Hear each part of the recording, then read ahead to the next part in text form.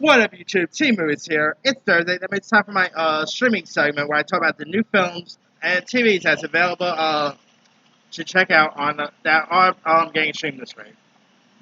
And there's a bunch of interesting ones. All right, coming to VOD this week, we got Judd Apatow's new comedy, King of Staten Island, which is this new comedy that stars Pete Davidson, and it's actually, I guess you could say, like Pete Davidson's 8 Mile, where if you guys don't know much about Pete Davidson's life, when he was like very young, his dad tragically passed away during 9/11, and so here you got Pete Davidson, who portrays a this young man named Scott, who has been in a case of arrested development ever since his firefighter dad passed.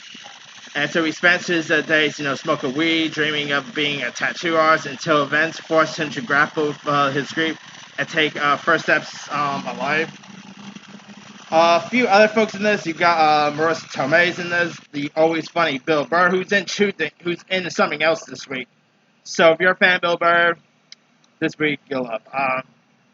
You also got Judd Apatow's daughter, Maud Apatow, Steve Buscemi, Bella Pally. You got Machine Gun Kelly is in this. This looks fun. It looks very heartfelt. It ended up being one of my anticipated comedies of the year. And I cannot wait to check this one out. I mean, I love Judd Apatow. I like Pete Davidson. Still disappointed, this is going to be playing in theaters. But, hey, I'll still check it out regardless.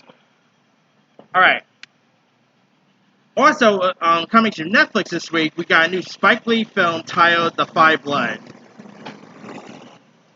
Now, here's what this film's about. Four African Americans battles the forces of man and nature when they return to Vietnam, seeking the remains of their fallen squad leader and the gold fortune he helped them hide. It stars Chadwick Boseman, Delroy Lindo. This looks great. I mean, you've got Spike Lee, of course, coming. It is Spike Lee's first film since BlacKkKlansman, which was terrific. Chadwick Boseman is always great. I think this looks really cool, so I cannot wait to check this one out. Alright, now coming to Disney Plus this week, we got a film called, we got Artemis Fowl, which, like King Staten Island, was supposed to come to theirs, but instead, Disney Plus decided to pick it up due to the epidemic. And in Artemis Fowl, it's about a young criminal prodigy who hunts down a secret society of fairies to find his missing father. It's directed by Kenneth Branagh. You got a few other folks in this, like we got Josh Gad, Judi Dench, Colin Farrell. I haven't really cared much for the trailer, but it is Kenneth Branagh, so I'll give it a watch, I guess. So I don't know. I don't know if it's gonna be good or not, but the reviews are not pleasant. So don't have any more high hopes for this film at all.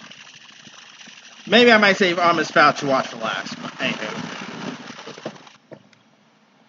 Alright, also coming to VOD, we got a film called Exit Plan, which stars Jamie Lannister himself, Nicola Costa-Waldau. It's about this guy named Max who is in the midst of existential crisis and looking to solve a cold case checks into the clandestine Hotel Aurora, a unique secretive faculty that specializes in elaborate assisted suicide fantasies. His investigation uncovered a disturbing truth that forces Max to question the very nature of life, death, and his own perception of reality. To be honest, this does not look so good. I mean, Nicola Costa-Waldau, since Game of Thrones, he has not really been in some of the best stuff, and this does not look all that great. So, alright, also coming to VOD, we got The Short History of Long Road, which stars Sabrina Carpenter. And it's about a teenager, played by Carpenter, who has to confront the reality of life on the road after tragedy strikes.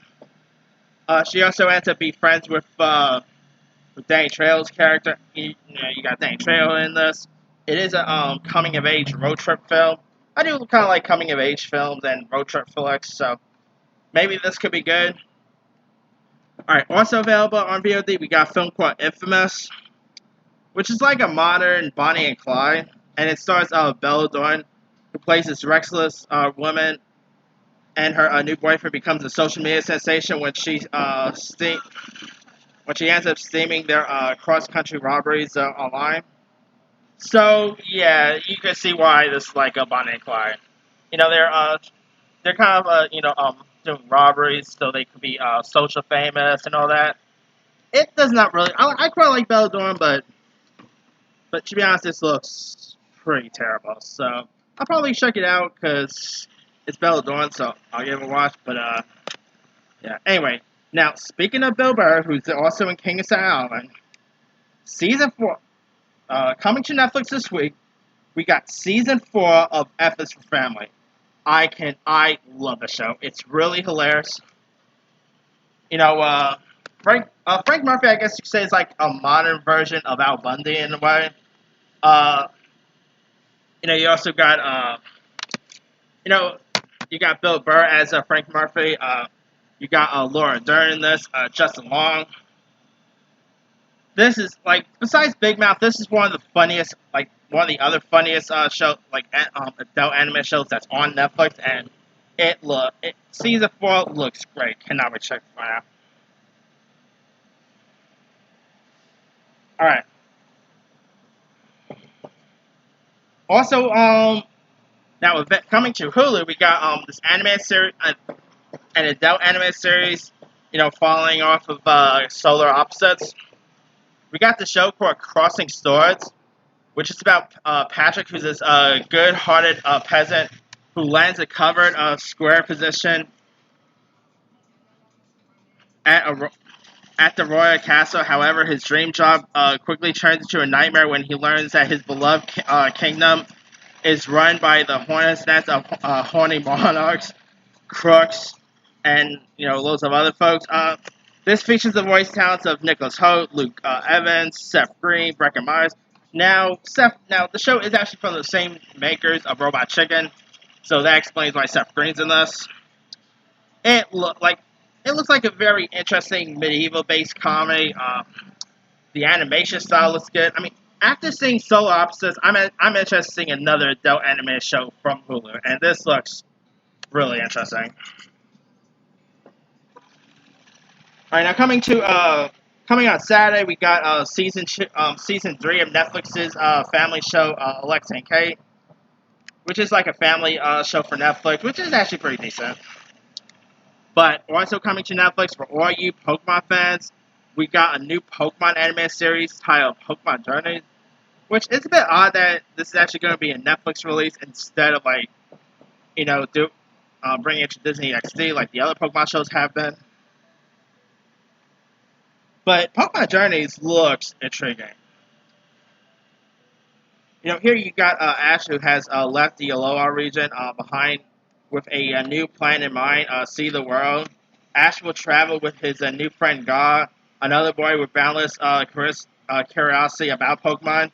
They end up, they want to catch, Gaw is, aiming to catch her, to catch some more. Of course, Ash is trying to become a Pokemon master.